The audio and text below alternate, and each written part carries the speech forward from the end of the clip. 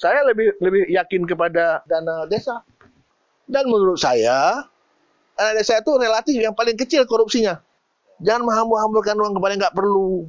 Pegat tambak laut habis peng 10 miliar, 40 miliar. Itu juga kita tegah. Banyak sekali orang di Aceh ini yang bisa kita ajak. Tapi lihat yang tidak ambisi, lihat track record selama ini gimana. Monyok karu tapi gedoro. Tidak bisa menampung lain. Coret aja terus. Assalamualaikum warahmatullahi wabarakatuh, sahabat YouTube. Jadi hari ini kita akan berbicara dengan kondisi politik Aceh. Kembali lagi dengan kondisi politik Aceh, haba politik. Tapi ini dengan sosok yang luar biasa. Beliau adalah putra asli Aceh, kelahiran Banda Aceh. Yaitu sudah hadir di tengah-tengah kita adalah Pak Azwar Abu Bakar. Assalamualaikum Pak. Waalaikumsalam warahmatullahi wabarakatuh. Pak Azwar ini pernah menjabat sebagai wakil, sebelumnya sebagai wakil gubernur dari tahun 2000 sampai 2004, 4 tahun.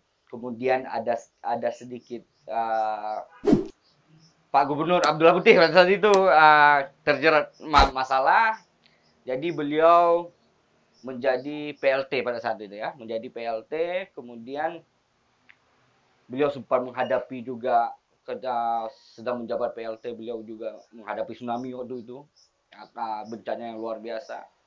Kemudian dari PLT Gubernur juga beliau adalah anggota DPR RI Komisi 1. Beliau juga setelah itu baru diangkat oleh Bapak Presiden SBY menjadi Menteri Perdayagunaan Aparatur ya, Aparatur Negara. Pendayagunaan. Pendayagunaan Aparatur Negara dan Reformasi Birokrasi Indonesia. Beliau menteri. Dan hari ini alhamdulillah saya bisa bersilaturahmi sebagai orang yang menjadi, Pak. Saya langsung nih menjadi orang nomor 1 Aceh pada saat itu, menggantikan Pak Abdullah Putih. Di Aceh tanpa nomor 2, apa yang Bapak alami pada saat itu? Apa kesulitannya? Apa plus minusnya ketika menjadi pemimpin daerah dengan tunggal sendiri? Terima kasih, ini pertanyaannya saya harus menerawang kembali 16 tahun, 17 tahun yang lalu. Iya. Jadi pada saat Aceh kena tsunami, jadi sendirianlah saya sebagai PLT Gubernur. PLT dalam tanda kutip PLT terbatas sekali. Ada sekda. Kemudian birokrasi kantor gubernur provinsi itu nggak sampai setengah lagi tinggal, hancur. Lebih dari setengah habis ini. Habis itu kantornya nggak jalan. Jadi betul-betul jam kita. Jadi mekanisme provinsi nggak jalan. Kalaupun ada wakil 3 pun nggak cukup. Karena yang kan operasional kan tidak. Ya. Tapi akhirnya kita rubah kita punya pemerintahan menjadi meja-meja yang koordinasi soal bantuan kesehatan. Koordinasi bantuan dan distribusi logistik, pembangunan lah, koordinasi pembangunan infrastruktur yang hancur-hancur, bersihkan jalan segala macam, itulah kira-kira gitu. Satu lagi saya angkat juga untuk hubungan orang-orang asing yang datang. Jadi 4 meja itu. Jadi memang tanpa wagub, kalau ada wagub pun nggak bisa bikin apa-apa. Waktu itu situasinya berubah. Ya. Tapi kalau berdua tentu lebih enak. Tentu lebih enak ya. Kenapa saya bilang lebih enak? Saya kan pernah jadi wakil Pak Putih. Banyak hal yang bisa saya lakukan. Banyak hal yang saya bisa lakukan tanpa harus berselisih dengan gubernur. Karena kita mengisi kekosongan. Jadi itu kenapa, di mana saya bisa buktikan?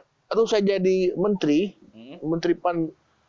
Perdagunaan Aparatur Negara dan Reformasi Birokrasi, itu kerjaan yang besar sekali, meliputi semua kementerian, ada 34 kementerian lembaga, ada 30-an provinsi, ada 515 kabupaten kota. Nah, ada wakil 1 orang saya, namanya Profesor Eko. Profesor Eko. Prasojo. Jadi beliau itu memang profesor yang masih muda, tapi teori tentang reformasi birokrasi dia kuasai. Jadi pengalaman saya konsultan, pengalaman saya dari Wagub, PT Gubernur, ya, sedikit 2 tahun di DPR, digabung dengan beliau, itu luar biasa.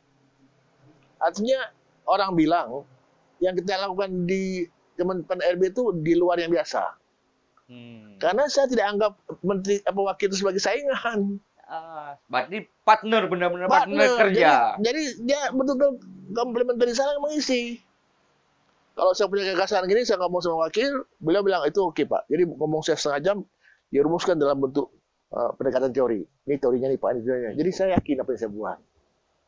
Kalau beliau punya gagasan, ada beberapa hal yang masukkan, nanti saya anukan. Ini bisa Pak, ini belum bisa. Baik, bagaimana kuatnya itu. Jadi deputi itu ikut. Jadi kalau boleh saya katakan, wakil itu bukan sekedar basa-basi. Wakil itu dibutuhkan. Dan perlu. Baik. Berarti kalau misalnya kita melihat gubernur hari ini, Bapak Nova Iriansyah, beliau adalah gubernur tunggal sendiri hari ini, baru diangkat, sedang mencari wakil. Kadang sedang mencari wakil. Gini. Setiap orang itu punya misi sendiri masing-masing. Oke. Kita sebagai menteri, kita mau duduk sebagai menteri mau jadi apa? Apa yang kita mau buat? Kita mau buat A, perlu effort sekian. Tapi kalau kita buat A, B, C, D, kita perlu effort sekian. Sehingga nggak cukup kita sendiri lagi. Sehingga kita butuh orang lain. Salah satu wakil. Jadi kembali kepada Aceh ini, apa yang mau dirubah? Apa yang mau diadakan? Dari segi merubah dari kondisi kemakmuran seperti ini dengan kemiskinan sekian, mau kita rubah menjadi bagaimana? Jalannya apa saja? Yang fisik seperti apa? Yang non fisik seperti apa? Kemudian tingkat kebersihan, governance-nya seperti apa? Kan pemerintah ada, tapi apakah good governance apa tidak? Pemerintah juga ada, apakah clean government apa tidak? Ini kan, jadi bisa di samping secara fisik, non fisik, ada juga kualitas. Kemudian kualitas kebijakannya gimana? Apakah kebijakan yang membuat rakyat makin susah atau marah atau kebijakan yang ini kan perlu pemikiran. Nah, kalau kita udah tahu beban yang akan kita mau capai, tentu kita yang menentukan perlu wakil. Tapi kalau kita kerjakan biasa-biasanya mungkin tidak perlu. Itu tergantung. Tapi pemerintahan udah diatur ada wakil. Tapi secara pribadi kita bisa bilang nggak perlu. Atau mengganggu. Itu tergantung. Tapi saya kira semua orang merasa perlulah wakil. Nah sekarang kita lihat. Wakil ini kita kenapa bicarakan sekarang? Kan, maaf ya, Pak Gubernur kan diproses. Di pengadilan tinggi, naik ke atas, kasasi, sampai ingkrah. Itu kan bisa diprediksi. Dari kejadian yang sebelumnya nggak ada lagi berubah itu. Mestinya pra itu udah bisa bisi-bisi. Harusnya sudah ada nama waktu itu ya? Udah bisa bisi-bisi. Jadi pas nanti waktu sudah ingkrah, langsung diajukan. Soal Mendagri, tolong Pak Mendagri dilantik kita supaya jadi definitif. Itu bisa. Namanya politik. Politik itu bisa mempercepat, bisa memperlambat. Politik itu bisa mesejahterakan atau biasa-biasa saja. Bahkan bisa menyengsarakan. Tidak peduli. Atau tidak peduli. Nggak mesejahterakan sih enggak ya. Tapi nggak peduli. Nggak berapa peduli. Jadi meletakkan kepentingan masyarakat bangsa ini di atas, yang lain ikut. Jadi kalau pertanyaannya tuh, ya kalau ini ada waktu sedikit lagi ya bisa aja sebulan nih. Sampai Desember masalahnya kan? Iya, 2 minggu lagi. 2 minggu lagi. Tinggal panggil aja semua partai, siapa sepakat jadi wakil saya. Tunjuk sana. Nanti lebih kurang tiada kompensasi kita atur. Selesai. Tapi kalau begini modelnya nggak jadi, pasti nggak jadi. Saya mengatakan pengalaman saya dia jadi. Nggak jadi ya? Kemungkinan besar dia akan tunggal sampai akhir periode. Nah, itu terserah, itu nggak penting tunggal. Tapi ini masa ini kayaknya sulit bertunggal. Sulit ya? Karena ini kan kita yang atur semua. Kan saya pernah ngomong, musik itu orkestra itu kan ada dirijennya. Ya, dirijennya ya benar. Dirijennya mau atur kemana? Oke lah, berarti kalau saya suruh sebut satu tokoh yang cocok untuk menjadi wakil, nggak penting. Nggak penting. Nggak penting sebut tokoh, karena yang kita ngomong itu nggak dasarnya apa. Kita nggak buat penelitian. Yang kemudian yang berwenang untuk ngaturnya 3 partai yang ada sekarang ini. Jadi kalau kita ngomong nyen sama lagi, maaf ya, bang di luar masjid. Orang azan di luar masjid. Orang nggak ikut waktu saya azan karena nggak pas, malah dianggap saya orang gila. Urung azan di luar masjid, nyen urung hana waras. Jadi kalau saya ngomong bagaimana kriteria wagub sekarang, itu bukannya saya. Oke, baik. Pertama belum tentu mau dicari. Pertama belum tentu dibutuhkan. Yang kedua yang nyorong bukan saya. Ngapain kita repot-repot situ ya? Kalau mau dibantu pasti akan dibantu, Pak. Udahlah, kita serahkan aja sama yang ada sekarang pemerintah Aceh, ada gubernur, ada DPR, atur yang mana bagus. Untuk Aceh ini sejahtera. Yang diminta pertanggungjawaban sejahtera Aceh apa tidak, itu aja. Oke. Nggak usah kita urus semuanya. Tapi kan Aceh menjadi provinsi, menjadi salah satu provinsi miskin di Sumatera, bahkan bisa di Indonesia. Apa yang salah? Saya apa mungkin nggak sependapat dibilang termiskin. Tapi yang sependapat dengan potensi seperti uang yang ada sekarang, dengan pengalaman masa lalu yang sangat pahit, ya. Kemudian orang-orang merasakan bagaimana darah mengalir, ya. Tentu pejabat-pejabat yang duduk sini kan orang-orang yang betul-betul greh.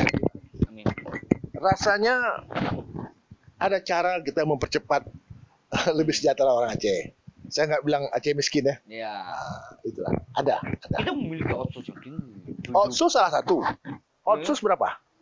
7 triliun. Oke. Saya lebih yakin kepada dana desa. Oke. Dana desa lebih jelas ya. Dana desa itu dana yang untuk Aceh dapat 5 triliun. 5 triliun itu sama dengan 7% dari dana nasional. Dari 70 triliun, 70 sekian. Yeah. Sedangkan orang Aceh cuma 5,5 juta. Itu kan cuma 2,2%. Jadi orang Aceh mendapat dana desa 3 kali lipat orang lain. Dan menurut saya, dana desa itu relatif yang paling kecil korupsinya. Betul. Benar. Orang yang lihat banyak tuh, terbuka dia. Nah, itu pengawasannya lebih ketat. Lebih rame. Nah, tinggal kita arahkan apa yang harus dia bangun. Oke. Desa dengan desa lain, mungkin digabung 8 desa jadi mukim. Mungkin dananya dapat 10 miliar, apa yang bisa dibangun. Itu aja. Sekarang kan masih 70% dananya ke infrastruktur. Bagaimana ini menjadi UKM, ekonomi masyarakat. Itu aja. Itu lebih cepat mengejar kemiskinan. Menuntaskan ya kemiskinan. Ya. Itu lebih cepat. Baik.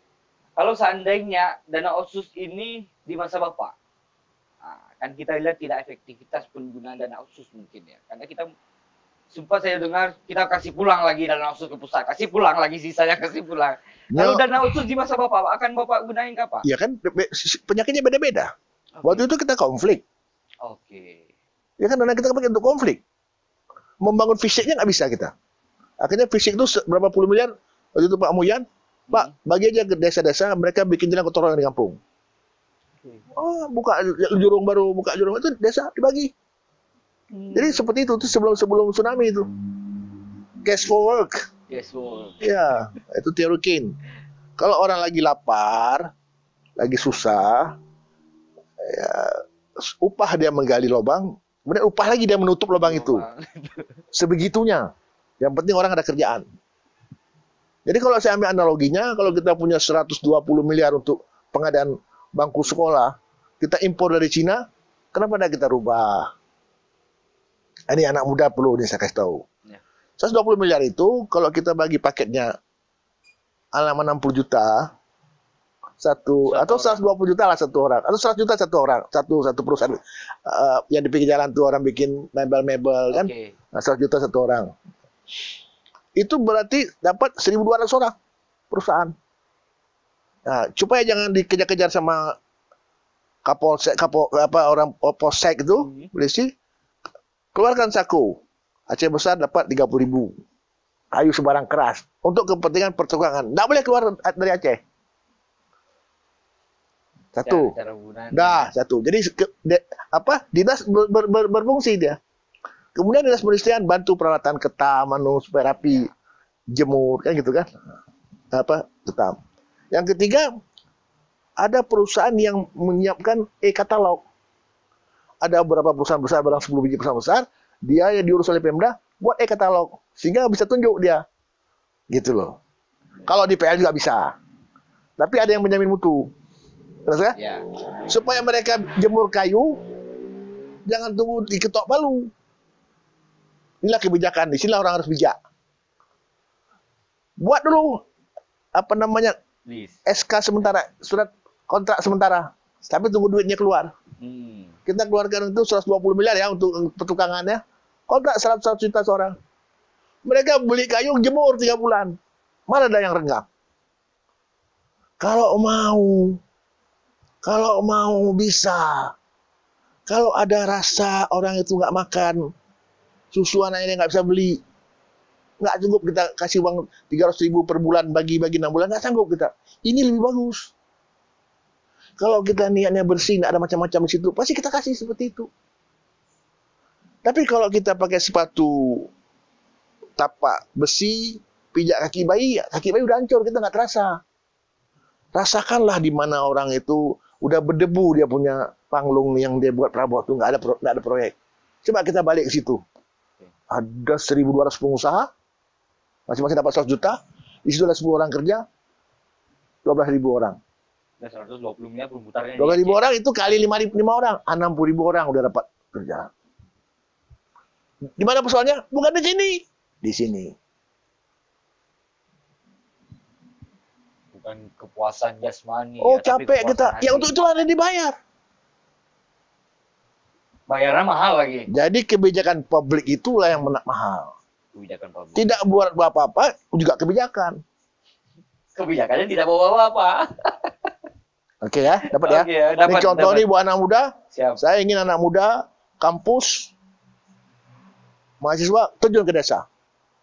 Di desa nanti dengan KKN, jangan lagi tulis-tulis KKN tahun sekian dengan itu. Tahun ini kerja, berapa luas sawah. Sekarang pakai Google Earth, nggak bisa, tapi titik dapat di sawahnya sekian banyak, hutan sekian, ya kan? Iya benar-benar. Yang bisa ladang sekian. Nanti tahun depan datang lagi, kelerengan sekian. Orang pertanian bikin lab, oh ini cocok untuk ini, tanahnya seperti ini. Jadi di desa itu ada data-data desa untuk pembangunan. Di samping desa dapat data, anak-anak terbiasa untuk menganalisa. Terbiasa dia. Jadi dia lihat sesuatu tuh dia ngerti apa yang dia lihat. Ada anak-anak TK tangkap belalang, dipoto. Dia tahu belalang itu apa. Ada daun dia, ada. Tapi ada anak nggak pernah itu dia, itu daun biasa aja. Daun bayam, daun jagung sama aja. Nah, ini dilatihlah mahasiswa sehingga dia bisa kembali ke desa. Jadi ingin semua pesan ini, Aceh ini jangan harap lagi ada seperti tsunami datang orang pergi bangun, nggak ada lagi. Nggak ada NGO asing pergi bangun Aceh, nggak ada lagi. Kita bangun berubah, kalau kita bangun dia tetap kayak gitu aja. Dan ingat kalau nggak berubah Aceh kembali lagi kayak dulu. Oke, kembali lagi seperti itu. Nah, jadi saya bilang kita kalau bisa ikut punya saham supaya Aceh tetap damai, tetap sejahtera, makin sejahtera. Jangan sebaliknya. Jangan berusaha.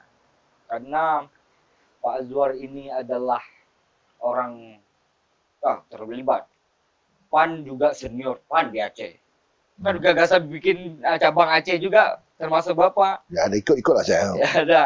Jadi memang orang betul-betul dari sebelum konflik, lagi konflik, setelah konflik, kita ingin tahu ekonomi, sosial, dan politik pada akan 3 masa ini.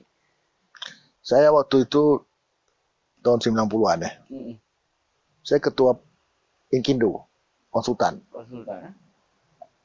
Saya dengan dana Inkindo, dengan kita pribadi, termasuk ikut Pak Nova, itu membuat seminar tentang pembangunan Aceh.